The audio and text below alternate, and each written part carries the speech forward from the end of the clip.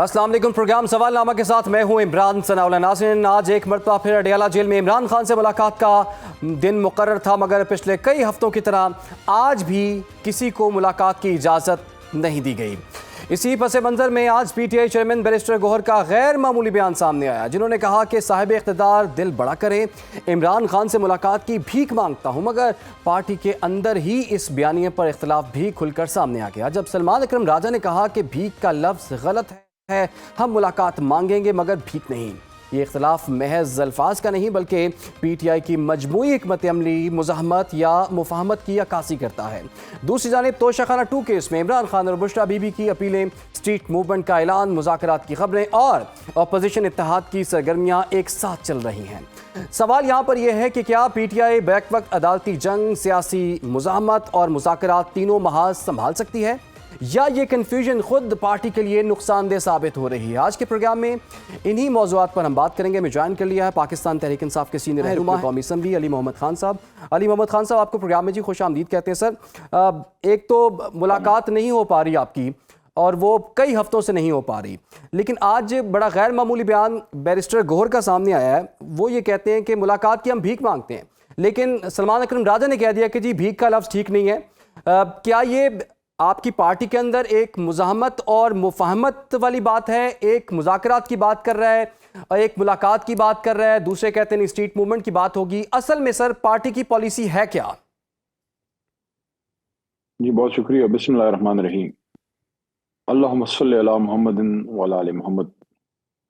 2025 کا اینڈ آ رہا ہے، سال کا آخری پروگرام ہے شاید سنو نیوز پہ میرا۔ انشاءاللہ نیکسٹ ایئر آپ کے ساتھ پھر پروگرام کریں گے جی۔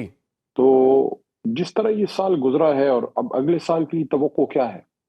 بطور سیاسی کارکن میری توقع ہے کہ اگلے سال سیاسی استحکام آئے اور اسیران، سیاسی قیادت، ساری محب وطن پاکستانی ہے، پاکستان کے ہیرو ہیں جناب عمران خان صاحب، تو یہ لوگ باہر آئیں۔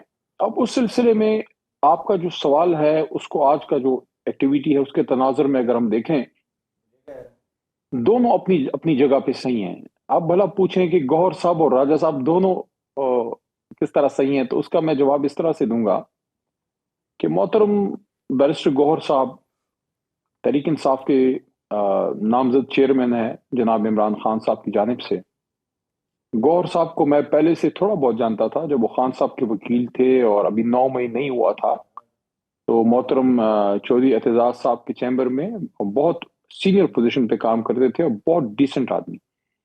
جب وہ پی ٹی آئی میں آئے اور پھر خان صاحب نے چیئرمین بنایا، پھر ان کو میں نے پارلیمنٹ میں نزدیک ان کے ساتھ جب زیادہ کام کیا، میں نے ان میں 2-3 چیزیں لکھی کہ وہ عمران خان صاحب سے بہت مخلص ہیں، اور کسی گروپ میں، یہ لوگ گروپس کی بات کرتے ہیں، میں کسی گروپ کی تصدیق تو نہیں کروں گا کہ خدا نخواستہ پی ٹی آئی میں کوئی گروپنگ ہے، لیکن وہ کسی سائٹ کی بات نہیں کرتے، وہ صرف عمران خان سے الائنڈ ہے۔ تو اگر انہوں نے کی بات کی ہے، الفاظ کے چناؤ پہ آپ دوسری رائے دے سکتے ہیں، اس سے ضروری نہیں ہے کہ ہم اس سے اگری کریں ان الفاظ کے چناؤ سے جو گوہر صاحب نے کیا ہے، لیکن ان کی انٹینٹ صرف ایک ہے کہ خان صاحب کو ریلیف ملے، خان صاحب سے ملاقات ہو، فیملی کی ہو، وکلاء کی ہو، سیاسی قیادت کی ہو، اور خان صاحب اور باقی سیاسی اسیران باہر آئیں۔ اب جہاں تک راجہ صاحب کا تعلق ہے تو ان کا نقطہ اپنی جگہ پہ صحیح ہے کہ ہم عمران خان صاحب سے ملاقات ہمارا حق ہے، ہم ان سے ملاقات کی بھیک نہیں مانگتے، ہم اپنا حق مانگتے ہیں، تو اس لحاظ سے ان کی بات صحیح ہے۔ لیکن اگر آپ انٹینشن کو دیکھیں تو گوہر صاحب کی انٹینشن بالکل صحیح ہے، ان کا مقصد بالکل صحیح ہے، الفاظ کے چناؤ کو بہتر کیا جا سکتا ہے۔ لیکن علی بھائی، ابھی کچھ دن پہلے ہی بیرسٹر گوہر نے یہی کہا تھا کہ مذاکرات ہونے چاہیے، لیکن جب انہوں نے یہ بیان دیا تو علیمہ خان کا یہ بیان سامنے آیا۔ وہ یہ کہتی ہیں کہ جو اس وقت مذاکرات کی بات کر رہا ہے وہ خان کا ساتھی نہیں ہے۔ تو پی ٹی آئی کے ورکر بھی اور باقی سب لوگ بھی اسی کنفیوژن کا شکار ہیں کہ آیا پی ٹی آئی مذاکرات چاہتی ہے یا پھر احتجاج چاہتی ہے، یا پھر لڑائی چاہتی ہے، اسٹریٹ موومنٹ چاہتی ہے، کیا چاہتی ہے؟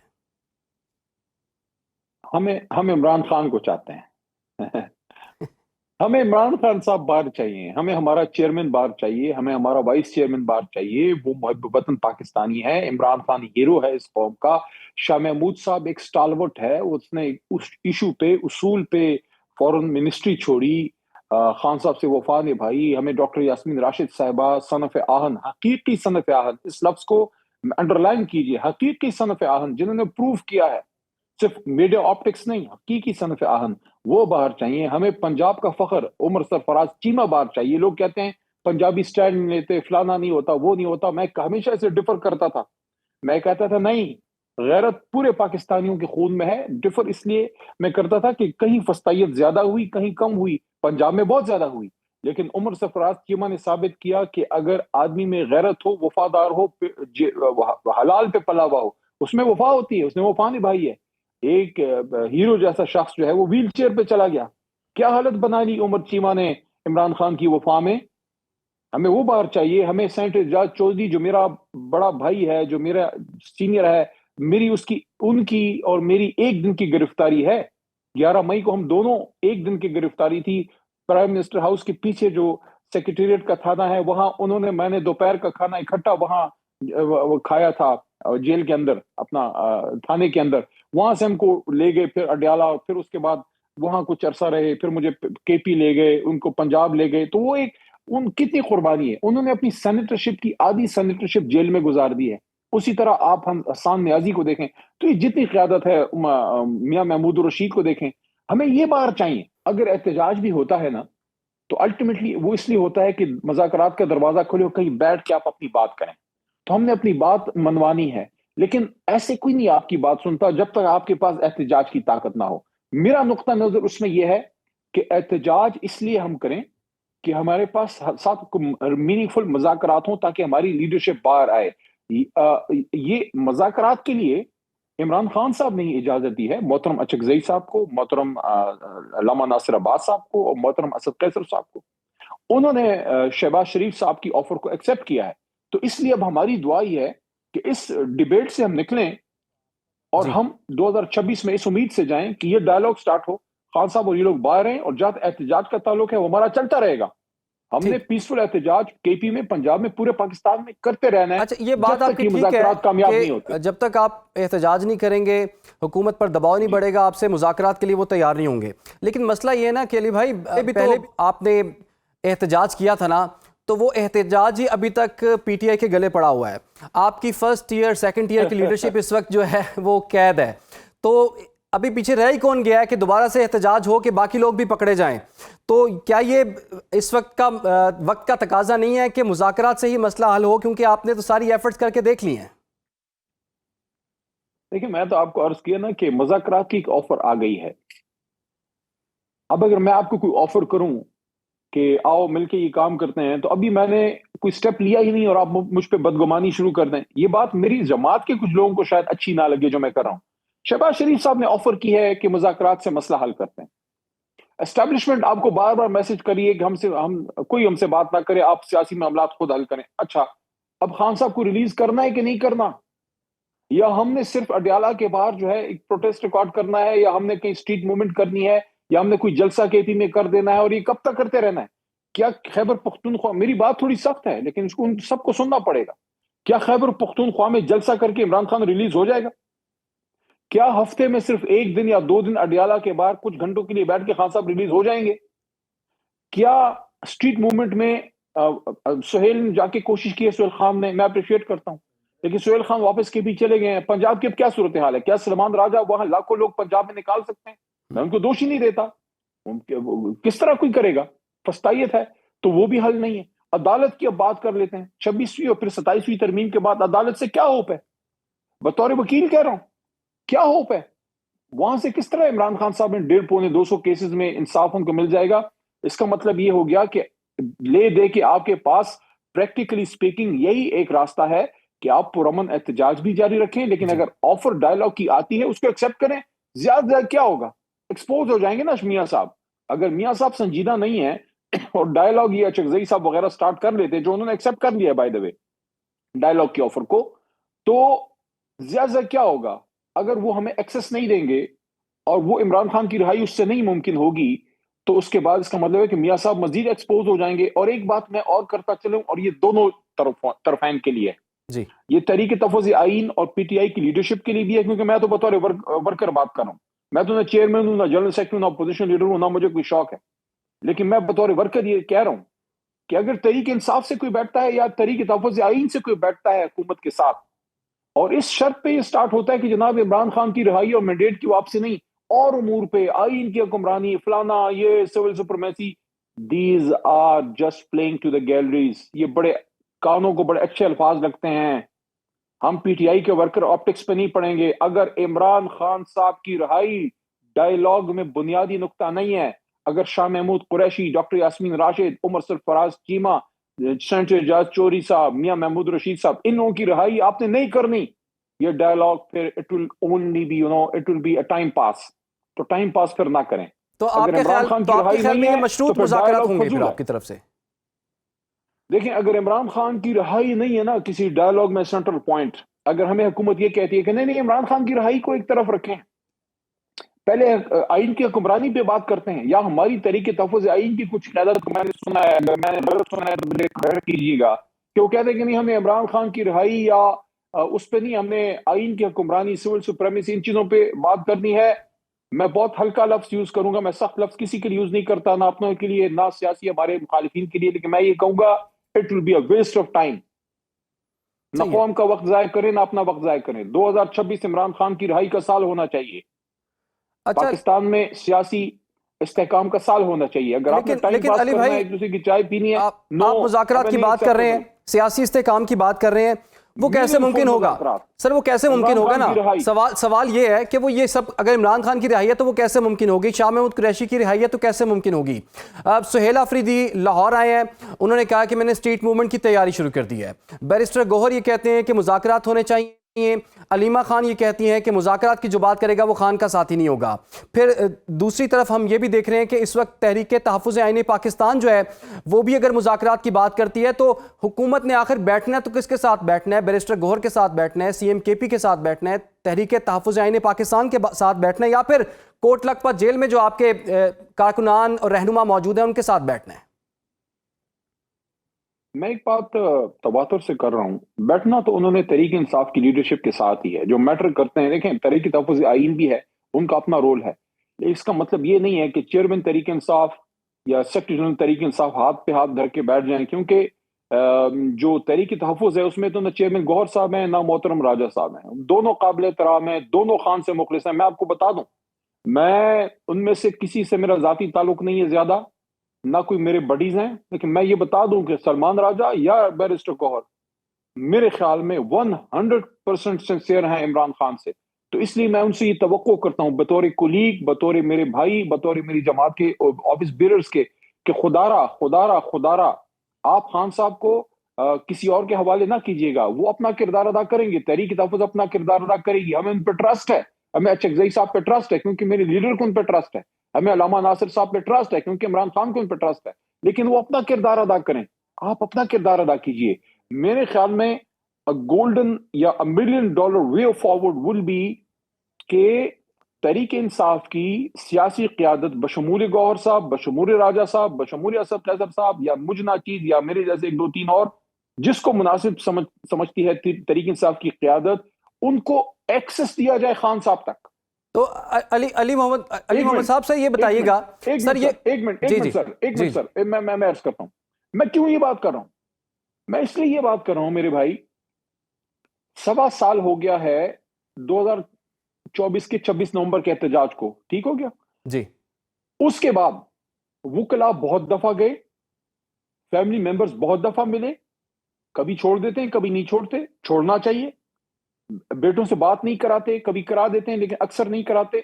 آپا جو تینوں آپائیں ہیں ہماری بہنیں, ان کو کبھی چھوڑتے کبھی نہیں چھوڑتے, لیکن کبھی نہ کبھی ملاقات فیملی کی یا وکلا کی ہو ہی جاتی ہے. ایک اینٹی ہے جس کو مکمل کراس ہے, وہ civilian leadership, political leadership.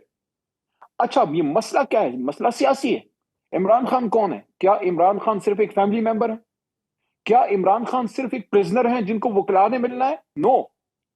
Imran Khan ایک سیاسی لیڈر ہیں, ان پہ سیاسی کیسز ہیں, اور جس طرح مچھلی کو پانی میں آکسیجن چاہیے ہوتا ہے, مچھلی اگر پانی سے باہر ہو تو مر جاتی. سیاسی لیڈر کو سیاسی لیڈرشپ سے ملنے دیا جائے, ان کو سیاسی آکسیجن ملا جائے. ان کو جب کیوں سیاسی قیادت کو نہیں ملنے دے رہے؟ ہم لوگ جا کے جب عمران خان صاحب سے ملیں گے, مجھے یقین ہے کہ سیاسی قیادت کے جب راستے کھلیں گے عمران خان صاحب سے, علی بھائی ٹائم تھوڑا سا کم ہے, یہ آپ کی بات درست ہے, وہ جو فہرست آتی ہے اس میں پھر آپ کا نام کیوں نہیں ہوتا؟ آپ کی ملاقات کیوں نہیں کروائی جاتی؟ اسد قیصر کی ملاقات کیوں نہیں کروائی جاتی؟ آپ خود کیوں نہیں اس میں آگے آتے تاکہ معاملات کو حل کیا جا سکے؟ کیوں بیرسٹر گوہر بھی تو وکیل ہیں، سلمان اکرم راجہ بھی تو وکیل ہیں. محترم راجہ صاحب اور محترم گوہر صاحب کا نام ہوتا ہے وکلا لسٹ میں، ایک دو بار میرا بھی ڈالا گیا. اسد قیصر صاحب کا بھی کبھی، وہ تو لائرز میں تو ان کا نہیں جا سکتا نا، ان کا تو سول اس میں پولیٹیکل میں جا سکتا ہے. وہ ہیں جنید اکبر ہیں، خان کے بڑے پرانے ساتھی ہیں، میرے مردان کے بڑے بھائی کی طرح ہیں. محمد عاطف صاحب، محمد عامر ڈوگر صاحب، ان لوگوں کا نام چلا جاتا ہے. محترم اپنا اعظم سواتی صاحب، ان کا نام تھرسڈے والی ملاقات میں، میرے خیال میں تھرسڈے کو پولیٹیکل کی ہے، اس میں چلا جاتا، ان کے چھوڑتے نہیں. میں ایک دو دفعہ میرا وکلا میں بھی نام ڈالا پولیٹیکل لیڈرشپ کے دن بھی، لیکن مجھے کسی دن نہیں چھوڑتے. میں تو جو بات کر رہا ہوں وہ یہ ہے کہ راجہ صاحب ہو گئے، گوہر صاحب ہو گئے، ہم لوگ ہو گئے، 5-6 سینئر صاحب جتنے بھی رہ گئے ہیں، باقی تو چھڑوا دے گی پارٹی. ہمیں آپ خان تک رسائی دیجئے. میں پوری امید ہوں، مجھے یقین ہے خان صاحب کے ساتھ جب ہم بیٹھیں گے، میں نے تو آخری ملاقات میں بھی خان صاحب کو 12-13 نومبر کو پچھلے سال یہ بات کی تھی، اس کے بعد مجھے ملنا ہی نہیں دیا. صحیح. یعنی کہ میں ایسا، علی محمد ایسا کوئی خطرناک آدمی ہے، اس سے ایسا کوئی نظام کو خطرہ ہے کہ علی محمد نے جا کے پتہ نہیں کون سی آگ لگا دینی ہے. کون نہیں چاہتا کہ علی محمد عمران خان سے ملے؟ کون نہیں چاہتا؟ میں تو اندر جب بھی گیا ہوں، میں نے باہر آ کے خیر کی بات کی ہے. میرا بھی 1.25 سال سے ملاقات بند ہے. تو آپ جب ہم جیسے لوگوں کو نہیں جانے دیں گے، تو پھر دیکھیں پھر جو ہو رہا ہے، پھر معاملہ تو ٹھیک دونوں ہے جی، طرف خراب ہے. بہت بہت شکریہ علی محمد خان صاحب، آپ نے ہمیں وقت دیا. اور آپ یہ کہ جب تک سیاسی قیادت کو خان صاحب تک رسائی جو ہے وہ نہیں دی جائے گی، تب تک معاملات حل نہیں ہوں گے. ابھی جو ہے وہ سیاسی قیادت ہمیں دور، بہت دور نظر آتی ہے. کچھ تو جیلوں میں قید ہے، اور جو باہر ہے ان کی خان صاحب سے ملاقات نہیں ہو رہی، اور آنے والے دنوں میں بھی کوئی چانسز نہیں ہیں. اور بیرسٹر گوہر نے تو یہاں تک کہہ دیا ہے، 2025 کا تو اختتام ہو رہا ہے، وہ یہ کہتے ہیں کہ ہمارا نظام اس وقت ساکت ہو چکا ہے، اور لگ یہ رہا ہے 2026 جو ہے وہ بھی سزاؤں کا سال ہوگا. پروگرام میں وقت ہوا یہاں پر ایک بریک کا، آپ لوگ ہمارے ساتھ رہیے. Welcome back. گفتگو کے سلسلے کو آگے بڑھائیں گے. جیسا کہ حکومت اور اپوزیشن میں مذاکرات کی بات ہو رہی ہے، لیکن اس کے ساتھ ساتھ مزاحمت کی بھی بات ہو رہی ہے. تو حکومتی اتحادی اس حوالے سے کیا سوچتے ہیں؟ مذاکرات ہونے چاہیے، یا مذاکرات کے لیے کوئی وہ فیسیلیٹیٹ کر سکتے ہیں، یا اس کے لیے کوئی ایفرٹ کر سکتے ہیں؟ اور کیا مذاکرات اگر ہوتے ہیں تو اس کے کامیاب ہونے کے کتنے چانسز ہیں؟ بات کریں گے. میں جوائن کرے ترجمان سے حکومت نادر گبول صاحب نے. نادر صاحب، آپ کے وقت کا بہت شکریہ. نادر صاحب بتائیے گا، پاکستان پیپلز پارٹی تو ہمیشہ مفاہمت ہی کی بات کرتی ہے، آپ تو حکومت کے اتحادی بھی ہیں. جب ایک مذاکرات کی بات وزیر اعظم کی طرف سے بھی ہو رہی ہے، اور پی ٹی آئی کے کچھ ایک ایسا طبقہ بھی ہے جو کہ مذاکرات کا حامی ہے، وہ الگ بات ہے کہ کچھ لوگ ایسے بھی ہیں جو کہ مزاحمت کے حامی ہیں، تو کتنے % چانسز آپ کو نظر آتے ہیں کہ مذاکرات ہو سکتے ہیں؟ اور پاکستان پیپلز پارٹی اس کے لیے کیا کوئی رول پلے کر سکتی ہے؟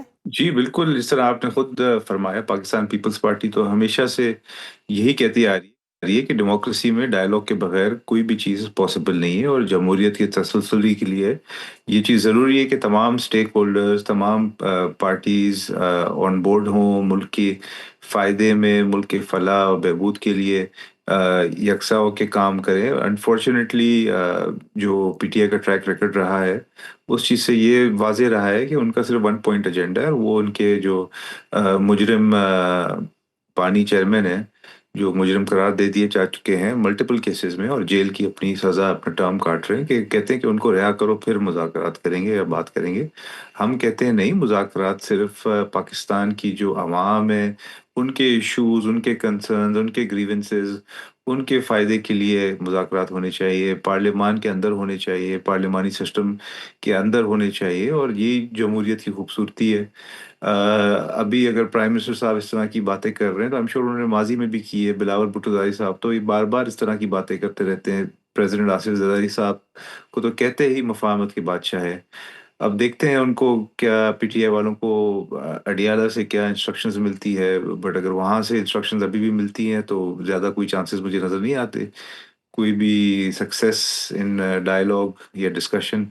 بٹ اگر تو پی ٹی آئی کے جو اراکین اسمبلی ہیں، جو اور اس کے علاوہ جو پی ٹی آئی کی جو لیڈرشپ ہے، جس میں اس وقت ان کے جو چیئرمین ہیں بیرسٹر گوہر صاحب، اور دیگر جو ہیں بیرسٹر سلمان اکرم راجہ، ان کو چاہیے کہ وہ اب انسٹرکشنز جو ہیں وہ اڈیالہ سے نہ لیں، اور اپنے جو ان کے جو پارٹی کے جو ایم این ایز ہیں نادر جو صاحب، پارلیمان اڈیالہ میں تو ملاقات ہی کوئی نہیں ہو رہی نا، بانی چیئرمین پی ٹی آئی سے کسی کی ملاقات ہی نہیں ہوئی۔ اب چیئرمین پی ٹی آئی بیرسٹر گوہر یہ کہتے ہیں کہ مذاکرات ہونے چاہیے، وہ تو مذاکرات کے حامی ہیں، لیکن اس کے بعد علیمہ خان جو کہ عمران خان کی بہن ہے، ان کا یہ بیان سامنے آ گیا کہ اس وقت جو مذاکرات کی بات کر رہا ہے وہ عمران خان کے ساتھ نہیں ہے، اس کا ساتھی نہیں ہے۔ دیکھیں وہی میں یہی تو کہنا چاہ رہا ہوں نا کہ انفارچونیٹلی اگر یہ لوگ اڈیالہ کی طرف ہی دیکھتے رہیں گے تو پھر تو مذاکرات ناممکن ہے اور اس کی کوئی امید بھی نہیں ہے۔ بٹ اگر جو ویسے باقی جو پارٹی سیٹ اپ ہے، ان کی جو پارٹی کی جو کہتے ہیں کہ اسٹرکچر ہے یا پارٹی کی جو عہدیداران ہیں، ایم این ایز ہیں، وہ اگر مذاکرات کریں تو آئی تھنک کوئی پازیٹیو آؤٹ کم نکل سکتا ہے۔ اور کیونکہ دیکھیں جتنے بھی ایم این ایز ہیں اس وقت پی ٹی آئی کے یا ایم پی ایز ہیں صوبائی اسمبلیز میں، ان کے ووٹرز کے توقعات ہیں، ان کے ووٹرز کے ایشوز ہیں، ان کے کانسٹیٹیوئنسی کے ڈیولپمنٹ کے ایجنڈا ہیں، وہ چیزیں لے کر آئیں، اس پہ ڈسکشن کریں تو ظاہر سی بات ہے پھر ون ون سچویشن ہو سکتا ہے تمام اسٹیک ہولڈرز کے لیے اور تمام شہریوں کے لیے۔ مگر اگر یہ اسی چیز پہ اڑے رہیں گے کہ ہمیں اڈیالہ جانے دیا جائے تو اڈیالہ سے تو ایک ہی چیز بولی جائے گی کہ آپ ان کے ساتھ نہیں بیٹھے کیونکہ یہ مجھے جیل میں جب بٹھایا ہوا ہے انہوں نے، تو آپ ان کے ساتھ باہر کیوں ایوانوں میں کیوں بیٹھتے ہیں؟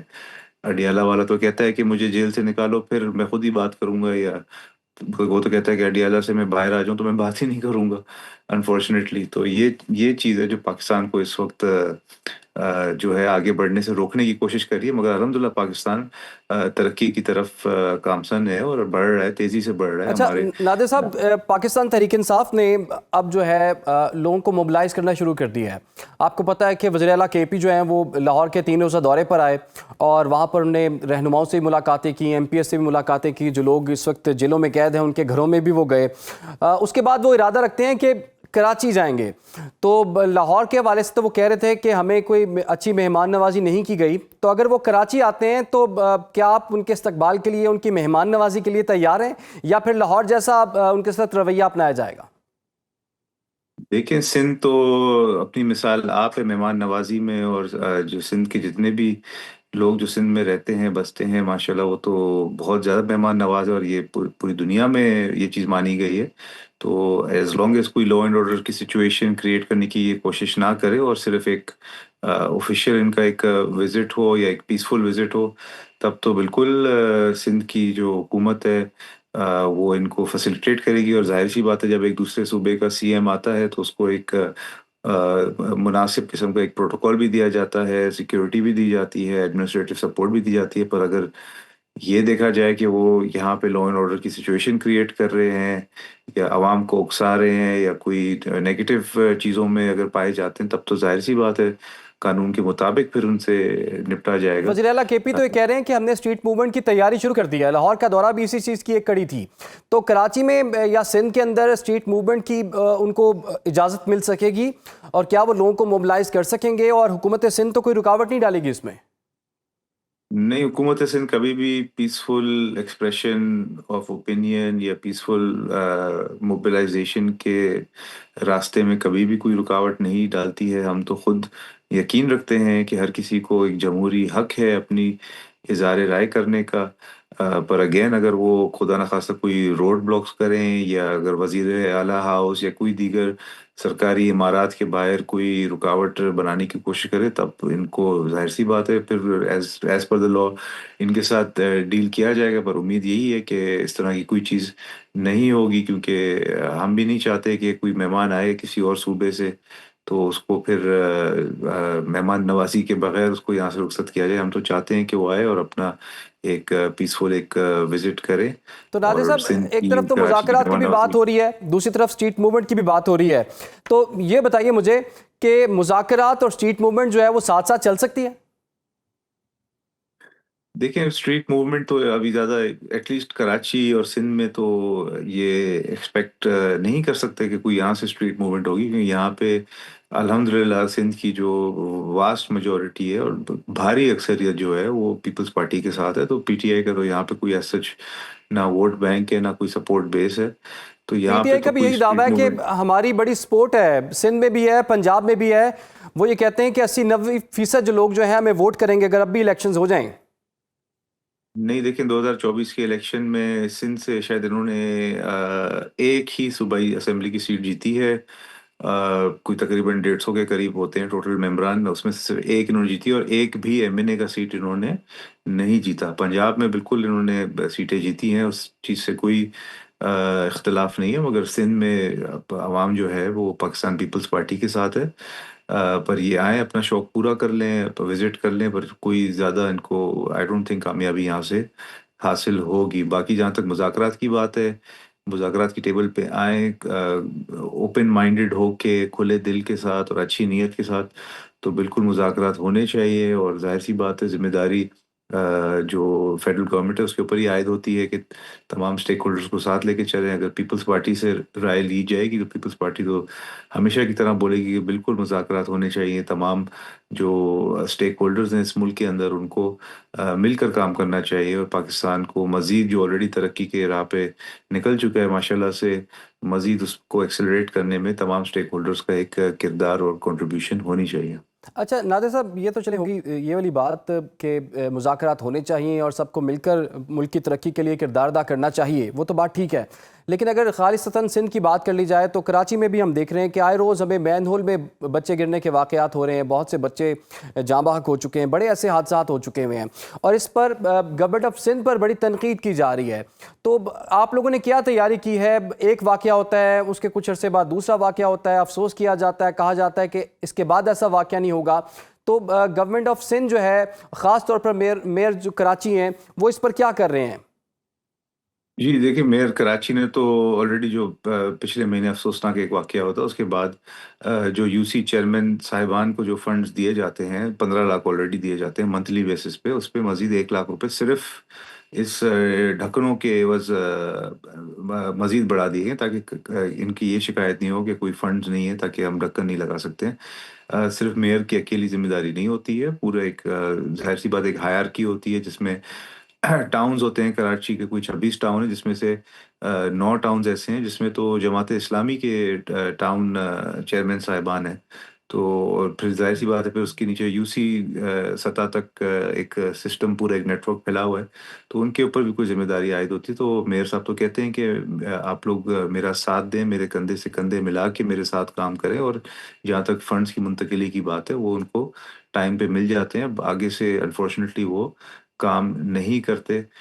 اس پہ سندھ چیف منسٹر صاحب نے بھی نوٹس لیا ہے، اور انکوائریز ہوئی ہیں اس پہ، اور ظاہر سی بات ہے جو سندھ حکومت ہے at the end of the day buck stops at the provincial level.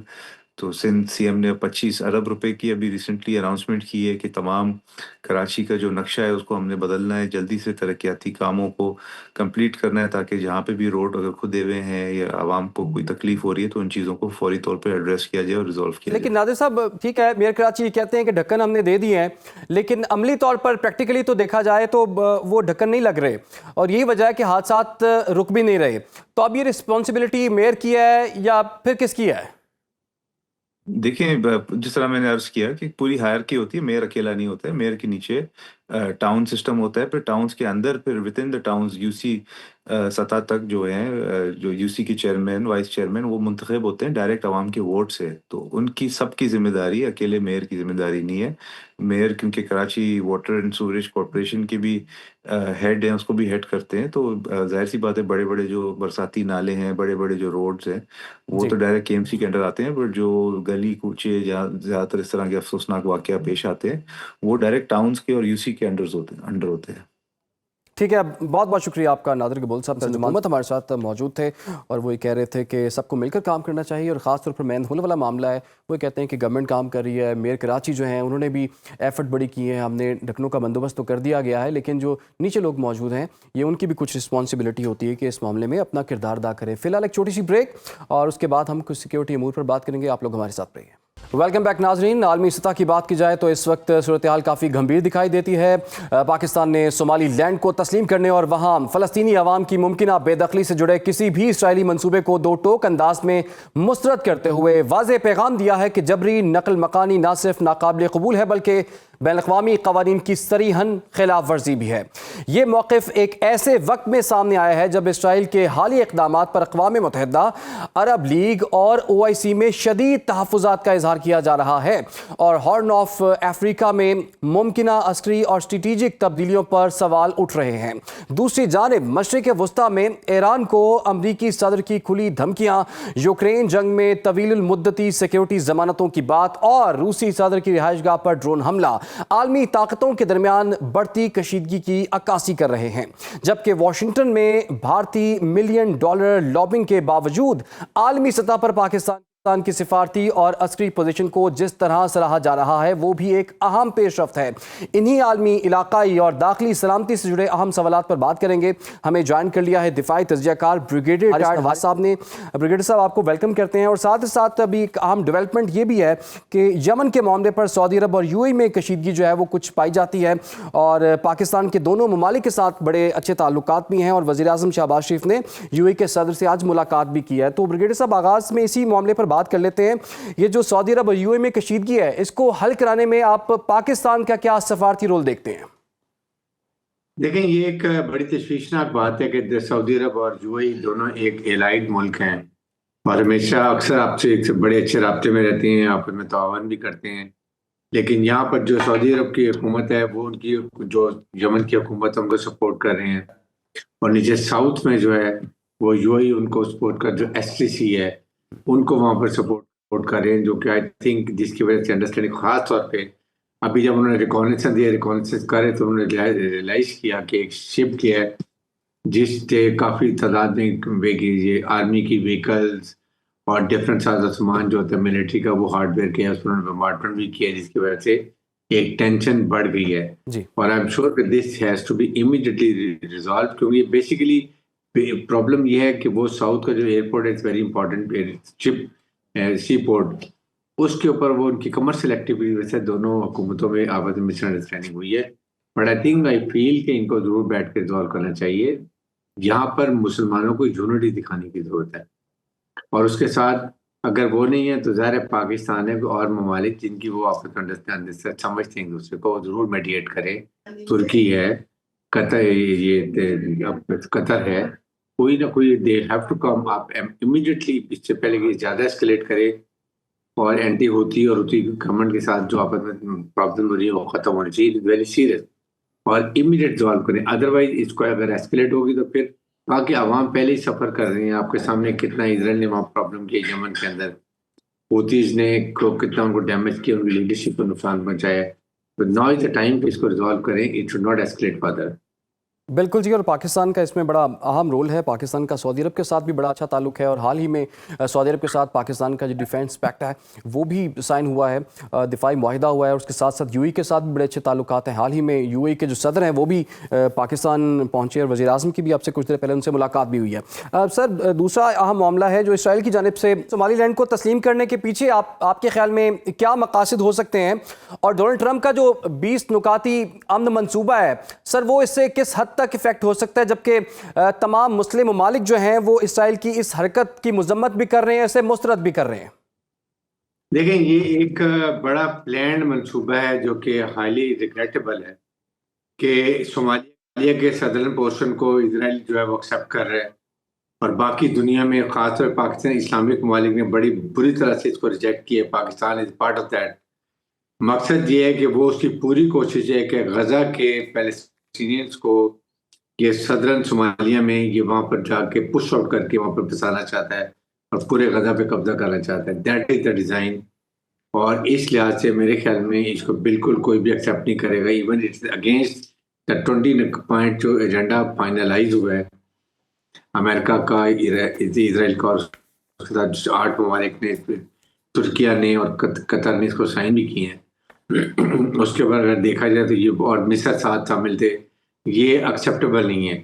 Second, mister Trump کا یہ کہنا کہ حماس کو جی اگر حماس یہ ڈسارم نہیں ہوتا تو بڑے سخت نتائج ہوں گے، یہ دیکھیں اتنے بڑے سپر پاور کے پریزیڈنٹ کو ایسی دھمکی دینی جیب نہیں دیتی ہے، اس لیے کہ آپ پہلے پیلسٹین اتھارٹی وہاں جو قائم کرنی ہے آپ کریں، اس کے بعد جو وہاں پر اسلامک جو ایک اسلامک اسٹیبلائزنگ فورس ہے اس کو وہاں پر تعینات کریں، غزہ سے آپ اسرائیل کے ٹروپس کو ودرا کریں and that is a stage کہ اس کے بعد جا کے حماس کو ڈس آرم کریں تاکہ کوئی سیکورٹی تو درمیان میں ان کے بچانے والا تو، یا حماس کو ڈس آرم کر دیں، اسرائیل کا غزہ خالی نہیں کرے گا.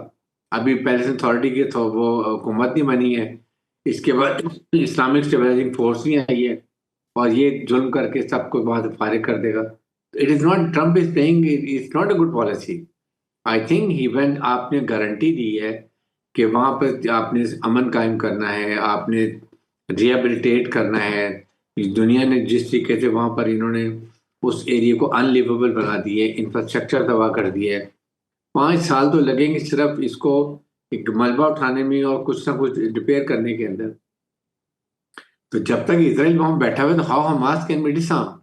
اٹ ہیز ٹو بی کہ پہلے آپ اسرائیل کو غزہ سے بالکل انخلا کرائیں، یہاں سے ان کو ودرا کروائیں، Islamic stabilisation force should come, وہ اس کو ٹیک اوور کرے، اور اس کے بعد پیلسٹین اتھارٹی اپنی ریٹ قائم کرے، اور اس کے بعد آپ حماس کو اگر کہیں تو دین اٹ از جسٹیفائڈ. تو آئی تھنک یہ امریکن پریزیڈنٹ کو سوچنا چاہیے. اور یہاں غلطی کمزوریاں اسلامک ممالک کی ہیں، عرب کنٹریز کی ہے. جی اگر عرب کنٹریز آج اس طرح کی کمزوریاں دکھا کے اور آنکھ بند کر کے ایکسیپٹ کرتے جائیں گے تو کل باری باری اسرائیل، سب کو گریٹر اسرائیل میں تو بہت سے ممالک شامل ہیں، سب کے لیے مسائل پیدا ہو جائیں گے. They must understand the intricacies and the problem coming ahead اگر اس کو ہم ٹھیک نہیں کرتے. اس لیے اس کے اوپر یکجا ہو کے تمام اسلامک ممالک، عرب ممالک کھڑے ہو کے ایک ریزولوشن لانا چاہیے اور بڑی سختی سے کہنا چاہیے کہ یہ اس وقت حماس کرے گی جب یہ ساری چیزیں یہ اسرائیل سے ودرا کر جائے گا. اور صومالیہ کے بارے میں بڑا کلیئر سٹانس ہونا چاہیے کہ no independent, only one Somalia and ruled by the government جو وہاں سٹی گورنمنٹ. ٹھیک ہے. اچھا سر، آپ نے بھی ڈونلڈ ٹرمپ کی بات کی ہے، تو ڈونلڈ ٹرمپ نے تو ایران کو ایک مرتبہ پھر سے دھمکی دے دی ہے، انہوں نے کہا ہے جوہری تعمیرات جاری رکھیں تو قیامت برپا کر دیں گے. آپ کے خیال میں کیا معاملات جو ہے ایک دفعہ پھر کشیدگی کا شکار ہونے جا رہے ہیں؟ دیکھیں ٹرمپ کی آپ کو پتہ کہ انکلائن کس کی طرف ہے، اسرائیل کو کس کی شے ہے، اسرائیل کس کا بغل بچہ ہے، کون اس کو سپورٹ کرتا ہے. Israel is a proxy of U S A, چاہے وہ ایران کے خلاف ہو یا پیلسٹین کے خلاف ہو یا آئندہ کے لیے اور مڈل ایسٹ کنٹریز کے خلاف ہو. اس لیے Middle Eastern countries will have to show unity. جب تک آپ یونٹی شو نہیں کریں گے، آپ اپنی ایک یونیفارم پالیسی نہیں بنائیں گے، اور اس کے نظارے ٹرکی بھی آپ کو سپورٹ کرے گا، پاکستان بھی اسٹینڈ وتھ، جو پاکستان پہلے سعودی عرب سے دفاعی معاہدہ کیا ہوا ہے. یہ ساری چیزیں بہت ضروری ہیں. ادروائز تو دیکھیں ٹرمپ کو کہ انہوں نے جس طریقے سے غزہ میں ظلم ہوا ہے، کیا وہاں پر لڑائی پہلے بند نہیں ہو سکتی تھی؟ جو ہیومینٹیرین ظلم کیا گیا، جن کو بھوک سے مارا گیا بچوں کو، کیا وہ آپ اتنے بڑے ہیومن رائٹس کے چیمپئن بنتے ہیں، اتنی بڑی آپ بات کرتے ہیں، ہر جگہ پر آپ ہیومن رائٹس کی بات کرتے ہیں، کیا وہاں جو ظلم بربریت آپ کو ہمیں نظر نہیں آ رہا تھا؟ پاکستان نے تو ڈیفینیٹلی ایکسیپٹ کیا اور مسلمانوں نے کیا کہ کم از کم یہ ان کی جو مار دھاڑ ہو رہی تھی بیچاروں کی، مظلوم لوگوں کی، وہ تو بند ہو جائے. اور اب آپ جہاں پہ پیس اسپیکنگ لیے وہ اپنی مرضی سے کہہ رہے جی مجھے ٹرکی نہیں چاہیے، مجھے فلاں نہیں چاہیے. Who are you to say all these thing? It is the policy of America and along with the 8 countries, Islamic countries جنہوں نے یہ افواج دینی ہے. they have to come and they should have a coverage of United Nations. That is more. Pakistan is a big contributor of UN peacekeeping troops. اور ہماری بڑی contribution ہے اس کے اندر، بہت کارکردگی، ہمارے بہت شہید بھی ہیں اس کے اندر. اس لیے میرے خیال میں یہاں پر جب تک ہم مسلمان ملک 57 ملک یونٹی نہیں دکھائیں گے، یہ آہستہ آہستہ آہستہ آہستہ آپ جس طرح کمزوری دکھا رہے ہیں، they are being encouraged to keep going, keep coming, keep going, keep coming and getting more areas in their own area control میں. ٹھیک ہے جی، بہت بہت شکریہ آپ کا بریگیڈیٹر حارث نواز صاحب. آپ نے ہمیں جیسے کہ آپ کہہ رہے تھے کہ جو اسلامی ممالک ہیں، 57 اسلامی ممالک، ان کو اتحاد جو ہے اسے شو کرنا ہوگا، یونٹی شو کرنی ہوگی، ایک اسٹرینتھ جو ہے وہ شو کرنی ہوگی، تبھی جو ہے دنیا ہماری بات سنے گی، اور تبھی پھر ایسا کبھی موقع نہیں آئے گا کسی ایک اسلامی ملک پر کوئی ملک جو ہے وہ اٹیک کر سکے. تو ہم امید کرتے ہیں کہ مسلم اتحاد ہمیں آنے والے دنوں میں 2026 میں خاص طور پر دیکھنے کو ملے گا.